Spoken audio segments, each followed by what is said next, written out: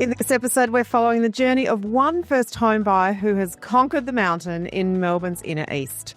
We're going to hear about the lessons he learned, whether his assumptions were right or wrong, and the mistakes he made. Ultimately, those that were avoided and how he sealed the deal.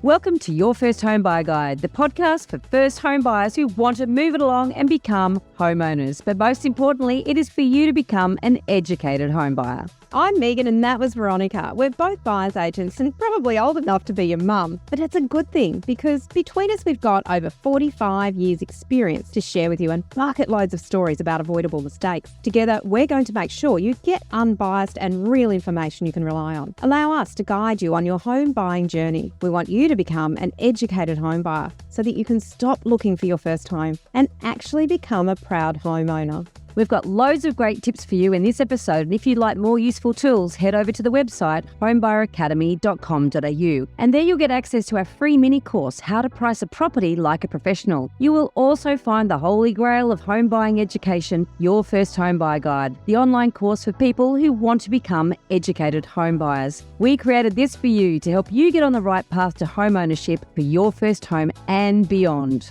But before we get into the interesting stuff in this week's episode, we've got the boring bit, the disclaimer. You of course know that nothing in this podcast is to be taken as personal advice. We always recommend getting the advice of an expert in their field who takes the time to understand your personal situation. We've done our very best to ensure that the content is correct at the time of recording. Things change rapidly, so always check with the relevant government authority and your trusted advisors to get the most up-to-date information.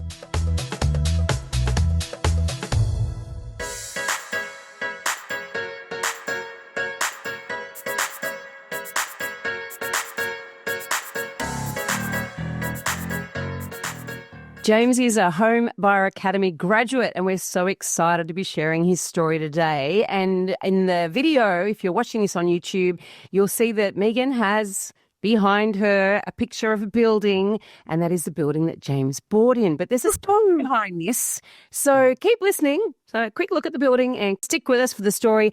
And welcome, James. Thank you so much for coming along. All right, my pleasure. It is so good to see you again. Now, we have seen James quite a bit over the last few months in Campfire, which for those who listen often, that's where we actually interface directly with our students every week just to help them work through, individual properties. So we're going to talk about James's journey today. Well, they're to hold your hand, really. And I guess, James, you can tell us how, you can share with us and with our listeners how we held your hand. Now, when we first met you at Campfire, you had found a property that had a number of issues that you needed to work through before deciding whether you're going to make an offer or not, right? And while you were doing that, an even better one came along, which you bought, right? And I just wanted to say how excited I was for you when I heard the news. From personally, I was like, oh my God, I'm just so excited because I really, really felt through that whole journey that second one, I went, oh, thank God that's come up. You took your time with the first one and thank God that's come up. But anyway, let's start at the beginning. So when did you first decided you wanted to buy a property? I think I first decided to buy my property after graduating from my PhD in December of 2019. And at the time, I was saving up some money from my PhD stipend towards my towards the deposit of my first home. And during the pandemic, I had to actually change careers from biomedical research towards public health. So I did my Master of Public Health at the University of Melbourne. And I was juggling my study while doing some work at the same time, just to build some professional experience. But during that time, I was still saving a significant amount of money towards the deposit of my first home. And I guess my first home, I wanted to actually go into my own place, just to actually move away from my parents' place and actually towards a place where I can call this place home, and I can actually set my own lifestyle. Well, right. I'm just sort of like, I couldn't wait to get out of my parents' house. When I was young, it's like... Look, we love our parents, but we do need our own lives, But I moved out and rented, but you've actually decided instead to do the more sensible thing, which is to knuckle down and save a deposit. But what made you do that rather than move out and rent? I'm curious. I think it's probably the fact that renting the place is going to be more expensive than actually staying at my parents' place. And although I do pay my parents a bit to actually cover the expenses they need to actually cover my expenses for me living there, at least I can actually have all my meals served, my laundry washed. I do help around my parents every now and again just to make lighten the load.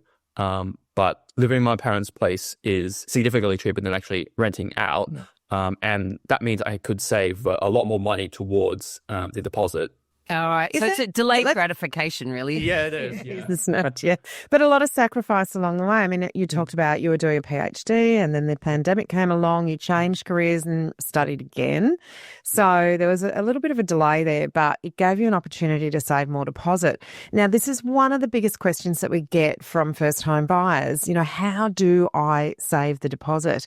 What sort of tips could you give, or what were some of the things that you did apart from staying home with your parents? What were some of the other things that you did to help move that process along and save that deposit?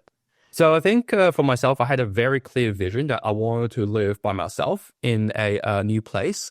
And so that vision largely guided how I spent my money and whatnot. So for myself, because I was living in my parents' place, I've saved 50% of my any pay that I receive onto the home deposit, and I was able to divert the remaining 50% onto other living expenses as well as taking holidays. So in that sense, I was saving a significant amount of money towards my first home, which meant that I was actually having a good amount of money towards my home deposit. But I understand that there would be some first home buyers who are renting or might be diverting a significant amount of money towards the living expenses or towards rent. So in that case, the 20%, putting in 20% of your pay towards the home deposit and putting it in another bank account or another bank is the best way, I feel, in actually just sheltering the money towards Take it away. deposit. Yeah. Yeah. Take it Did you away. do a budget, or how did you work out? Because this is this sort of very basic money management kind of thing that's really helpful to people. Did you do a budget and say, all right, well, I've got this much to live and I want this holiday, therefore that's my amount that I need, and I don't want to even see the other 50%? How did you come up with those? So I actually use a double banking system. So I have one bank where I do all my daily living expenses as well as the fun stuff. And then my other bank is where I do my long-term savings. So that other bank is where I save money towards my home deposit, but I also save the money towards a holiday, which is a separate bank account. And I think I have another bank account where I do investments. So that money is allocated to investments.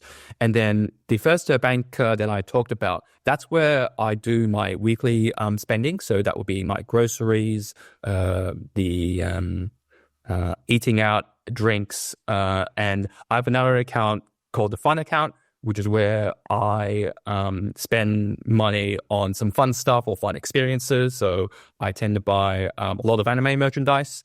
So that's where I spend my money, and also books as well. Also tickets to movies or zoos. So I usually allocate a set proportion of my salary onto those two bank accounts.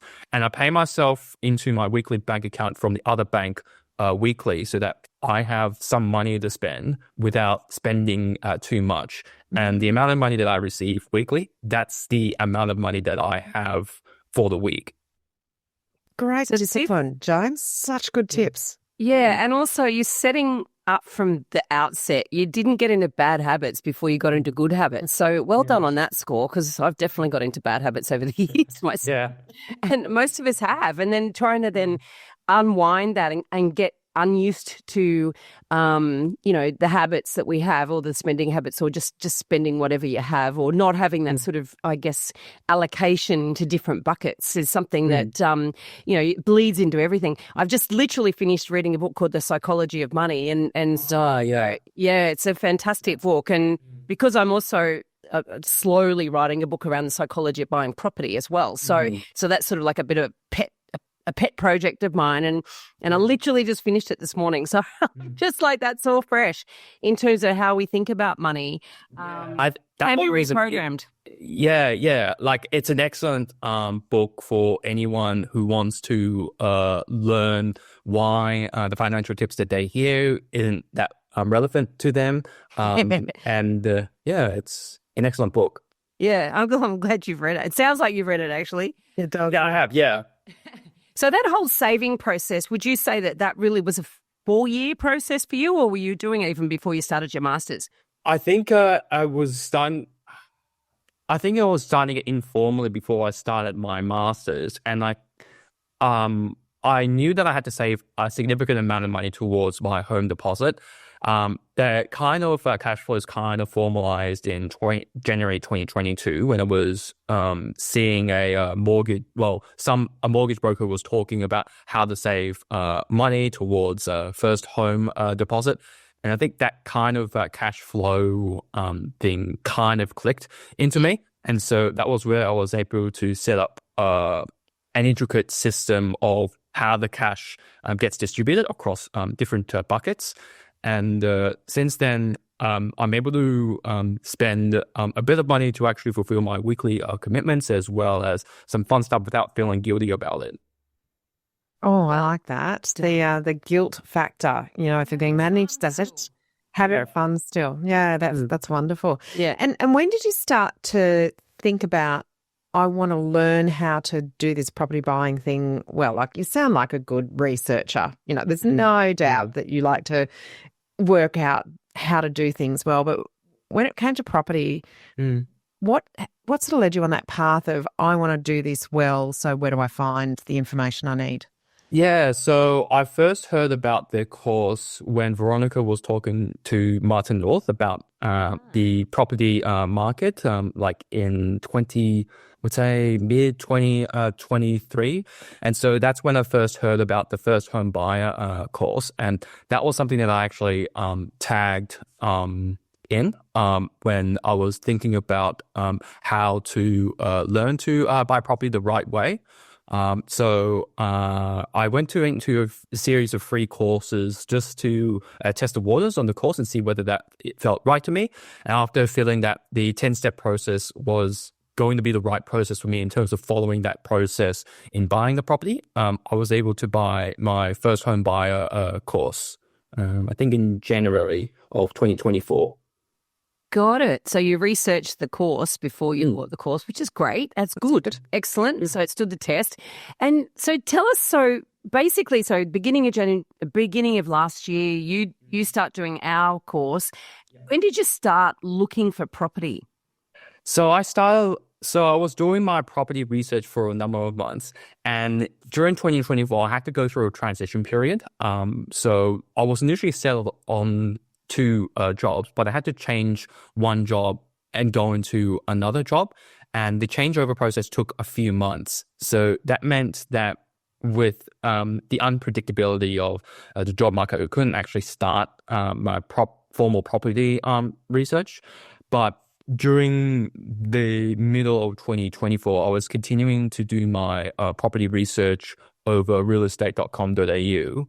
And that allow me to build some knowledge on the local property market in the suburbs of interest. Yep. And so once I actually secured my second job, which meant that I was able to work full time, I started researching on property and just getting more familiar with the property markets from around the end of August 2024. Got it. So it's actually quite a quick process once you really started looking. And so Get all of this background work, Veronica. So it was quick. Yeah, When he laying the foundations. done all of the work, the pre-work, the foundations, the building, the knowledge of the process. So you really hit the ground running. Yeah. And so, okay, so you get out there, you start looking at property, because obviously you're doing it all online. You're doing it sort of theoretically, really, and then you discover what it's really like out there. Yeah. So what was that like? Was there there was a disconnect in terms of what you thought, what happened, or did it actually sort of roll out pretty much as expected? I thought it rolled out pretty much as I expected. But I think going to inspections from the end of August 2024 was really good because I got to see how big the rooms were, how the rooms were laid out, and more importantly, the orientation of the apartment slash home that I was looking at. Which I think you expressed to me that orientation is quite important in terms of the sunlight, the airflow, and so on and so forth. And so being able to explore around the property, I took some video recordings as I was wandering around the property just to see what the property is like. And that serves as a useful reference to actually go back to when I was looking through the properties again, note down what I liked and what I didn't like about the property. And through those inspections, I was able to refine my search criteria for the property that I wanted to buy. Did that change, James? From when you started, when you had that vision of I'm going to buy my first home and you started saving back in 2019, what you think you were going to buy back there changed to what you eventually bought? I think the property that I eventually bought largely fulfilled what I needed in terms of the property and the location. I think what changed for me is that I was initially thinking about buying a property along a main road just because it was cheaper to buy into. But after learning that maybe buying into the main road is probably not a good option, not a good idea for me, I decided to actually look for unique properties that would have good resale value. So I was able to do a lot of tours around a lot of different suburbs, and doing tours of different suburbs allowed me to decide whether the suburb would be right for me. And it also allowed me to actually identify some streets that would be ideal for me to live in. So that would pretty much be quiet, wide, and tree-lined streets. So I was able to focus on one particular street within the suburb that I'm going to live in that ticks all three boxes. And I felt that this street was something that I'd be interested in actually going into if a property went up for sale in that street. I love that. Really refined. Yeah, and also the thought process before you sort of started educating yourself was, well, I'm going to have to go for something cheap because I'm a first home buyer versus actually I'm a first home buyer and I've got a budget, but I don't have to go for main road. Main road long term is going to cost me, so I need to actually carve through and learn more about what else might be there that's in my range. So I love that it's sort of you're peeling off the layers, you know. And so can we talk about sort of that first property? Because that first property you brought to us, it had one really good thing going for it, but a lot of complications, didn't it? Yes. So how did you work through that? So that property, that appeared quite spontaneously on realestate.com.au, I guess one day before the inspection. And I guess that was the second property that actually appeared compared to the other property, which I actually booked an inspection in advance. And so that property is slightly bit further away from the suburb that I was looking at, but it was near a train station. It was on a quiet street, and the rooms were reasonably laid out. So I decided to actually go to inspect that property and actually have a bit of a wander around through it. And I think what stood out to me was the fact that this 2-bedroom apartment that was pretty much suitable for a solo person to actually live in, and it had a very big backyard that I was able to renovate and probably use as a deck and a small garden. So I think that big backyard was really good, the big selling point for that property. Yeah, but there was a problem though, wasn't there? Yeah. I think it was the fact that the rooms were quite small for a 2-bedroom apartment. I think you pointed out to me, Veronica, that is a potential problem. Yeah, it was From a livability point of view and a resale point of view. Yeah. Look, from memory, it was, I think, 54 square meters or something. It was a really, really 56. tiny. It was a tiny two-bedder. Like, that's even sort of a bit on the small side for a one-bedder. But that big outdoor space is unique, and this is where it can become complicated. So there's sort of lots of practice or principles that we teach, which is you got to look for scarcity, right? Now, that's scarce, having a tiny two-bedroom unit with a big courtyard, and you go, the courtyard is scarce. That's a good thing. Yeah. But the other thing that's scarce and unique was the overly tiny two-bedroom apartment. So it was really imbalanced. And so we had lots of discussions around that. And I think there was some complication around actually the entitlement of some of that courtyard as well. So if you couldn't get that resolved before buying it, then there was a lot of big question marks around that. And so, so different properties require a different level of investigation, I guess. And once you start looking, and this is what I know from my own business, and you can tell me if this is your experience, is that it's not as simple as you think. It's not like you just go out there and start looking, oh, it's an apartment, there's another apartment, there's another apartment, and, we just work out which one I want and go for that. It's like there's complications in your due diligence process too, isn't there? Yeah, there was. I think that property in particular was quite complicated. So I had a conveyancer look through the contracts and the Section 32 statements and the accompanying documents very carefully, and realized in terms of the backyard that the fences weren't in the right places on both sides. So one of the fences was actually adjoined to a neighboring backyard, and that was the main focus of the complications, that the fence needs to be moved. Otherwise, I wouldn't provide an offer for the property. But at the same time, there was also the other side of the fence, which is actually going into another person's garage space. And so that problem isn't going to be resolved. So that would have meant if I actually bought the property, I would have needed to move the fence myself. So that was another complication. So I gained some backyard space from the neighboring backyard, but then I'd be losing some backyard space to the neighbor's garage. I thought that would probably be too much of a legal complication for me to resolve with the conveyancer. Yeah, there's the legal side of it, and then there's also the economic side of it, because it's really tempting for first-time buyers to say, oh, well, that's a body corporate issue. Body corporate will need to pay for it. But what you have to understand as an owner within a body corporate or an owner's corporation is that's you. So if there's an extra expense that isn't anticipated, you are part of the body corporate, and you are going to have to contribute to what might be a special levy if there's something like that found, and works that weren't planned for have to be done. So it's really, you've got to keep in mind that you are the body corporate and you are going to contribute to that.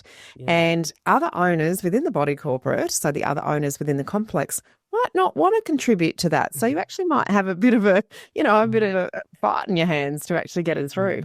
Yeah. We're always very wary of complications that in advance that are going to basically make life complicated. And it sounds like you've got a bit of a busy life too, James, Yeah. The job's on the go.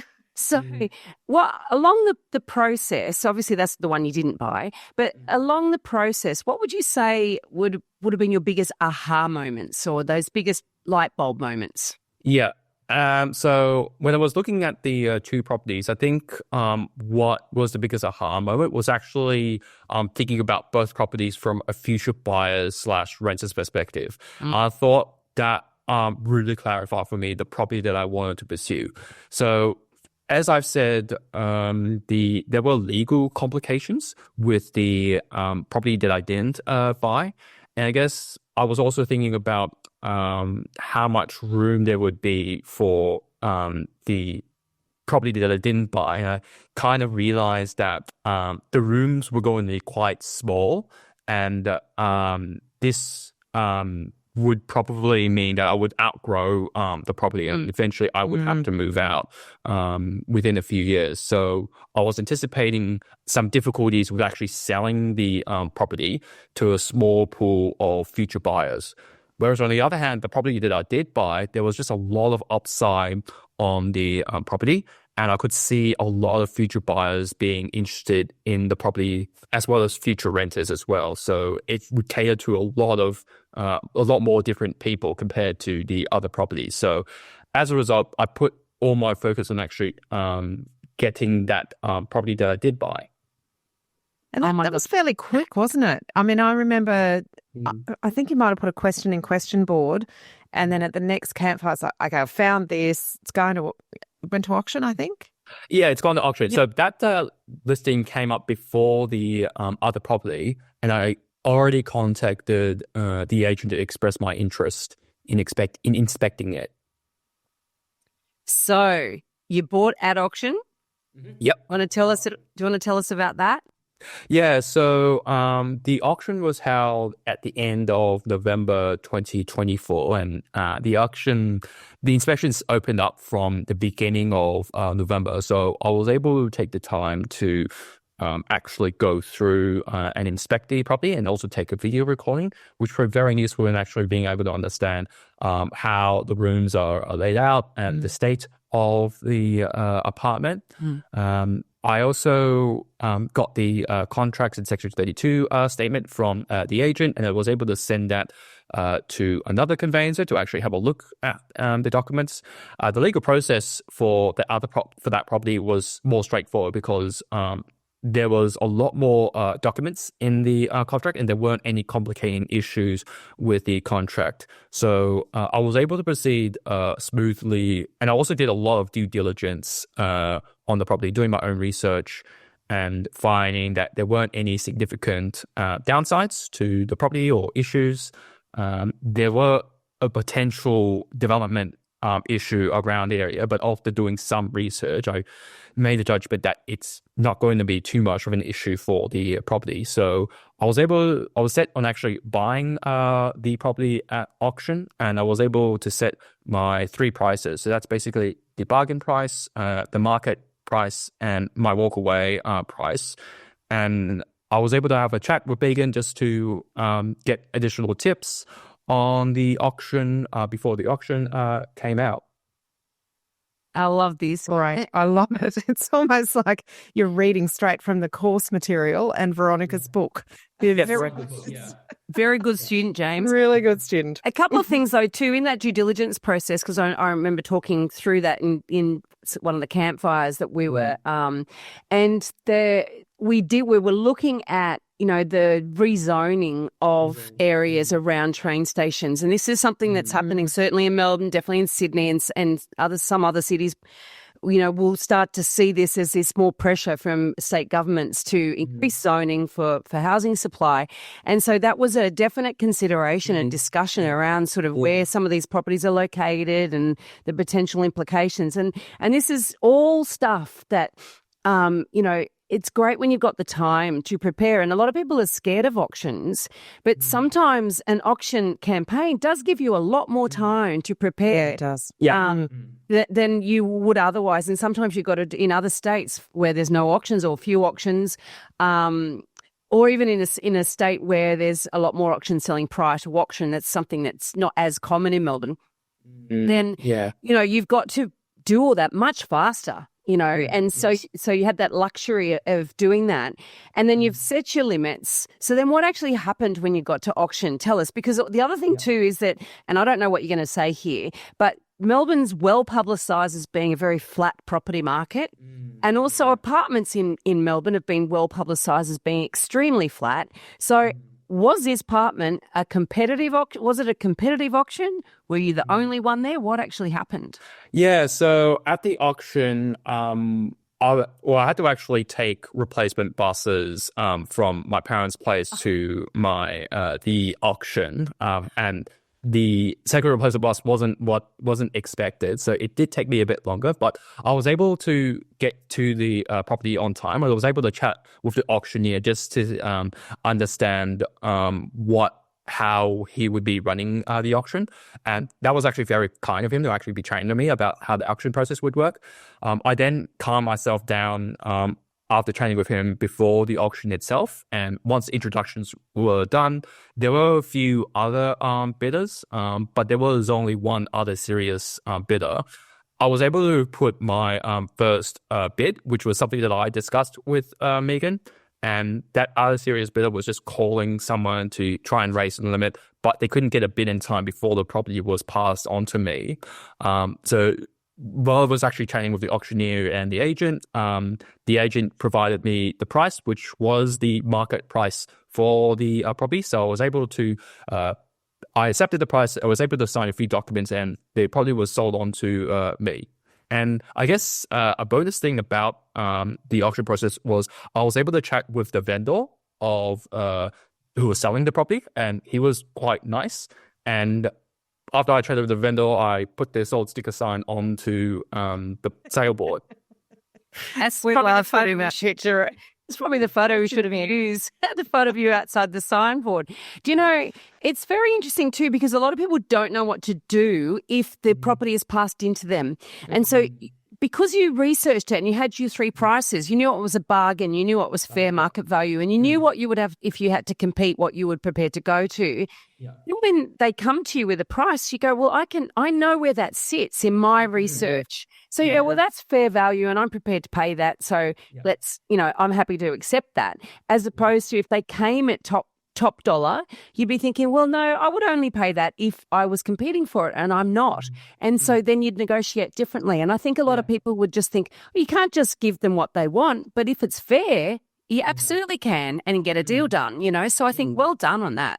Yeah, thank you. And congratulations on your market value matching the price. You didn't have to stretch to your all feels uncomfortable, squeamish in the stomach, and do I really want to do it? So we're both absolutely delighted with that. Now that you have a mortgage, well, actually, you're about to move, aren't you? Yes, well, I'm about to move in a few weeks. Yeah. So the settlement's next week, and so I'll probably have my home start doing my home loan repayments from next week. And how do you feel about that? That's a change in mindset. Yeah. Well, although you've got the discipline of saving, so it's a change. Yeah. So I think it's probably not going to change too much for me. So I'll still be saving 50% of my pay packet to actually paying off the home loan and start building up a buffer. Having said that, there's going to be some additional expenses associated with me living by myself. So those I'll need to account for. But having said that, I feel that apart from actually adjusting a few proportions to different bank accounts, I think it's a challenge that I'm willing to accept, because I think just being able to manage my own money is the first step for me to managing my life affairs. Oh, it's exciting.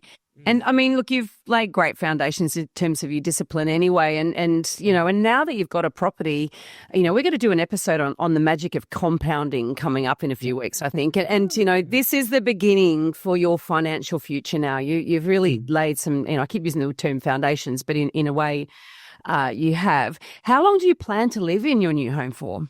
Yeah, so I plan to live in this property for 5 to 10 years. So I guess it's a really good property in that I can live in that property for quite a long time. And it also has pretty good rental value. So I want to eventually rent the place out to another person when I decide to move into another property to live in. So I think it's just a really attractive property overall in terms of just livability and from an investing perspective. That's great. So it's almost a stepping stone to building that portfolio in the long term. Yeah. James, it's not a question that I've asked any of our students before, but you paid $990 for the course and an extra $39 a week for the one on, for the mentoring and the coaching. No, month. $39 a month at camp. A month, sorry. Value. Month. Can you tell us how you're an analytical man? You really think things through, you analyze things, you look for where the value is. Can you tell us, was that investment worthwhile? And what would you say to other people thinking about making that investment?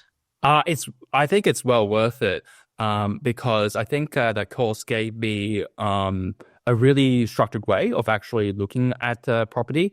I guess from that structure, I was able to scaffold that structure with the podcasts that I listen to regularly. So I was able to link up the podcast episodes to the 10-step process. And I took a lot of notes from the course, which I was able to refer back to when I wasn't sure what I needed to do. So those notes actually served as a really useful point whenever I got lost.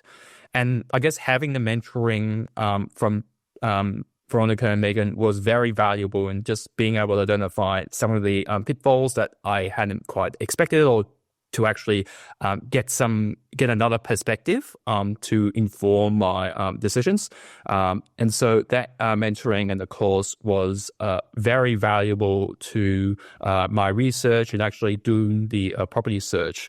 So I think if there is anyone who is sitting on the fence in terms of whether they should pay the $990 to get into the course, then I think just doing some due diligence in terms of actually watching the free mini tutorial on debt would be a good start to actually see whether the course will be right for them. And the free pricing mini course is also very good in just being able to do the research and pricing a property. And so just being able to feel for the teaching style and whether that teaching style is right for them. But if if they're pretty much satisfied with both courses, I think go for actually paying the $990 and go through the course. I think it's well worthwhile. Oh, wow. Thank you. We are just so thrilled. I mean, anyone who listens to the podcast, anyone who's listened to any of our interviews with our students who have bought will know how excited we get when you guys buy. And James, we're just so thrilled for you. And we love the fact that you've come along and shared your story with us today and with our listeners as well, because everyone's story is, slightly different, but there's a lot of similarities in people's stories. And, it's a real gift for us. So thank you so much for coming along. And we hope that listeners will have taken some really great nuggets from what you said. And thank you so much for the thumbs up for the course too. We appreciate that. Yeah. Yeah. Thank you. So lovely to speak to you. Thanks for your time, James. Yeah. Thank you very much. In this episode, we've only touched on a tiny part of the huge amount of things you need to know to become an educated first home buyer.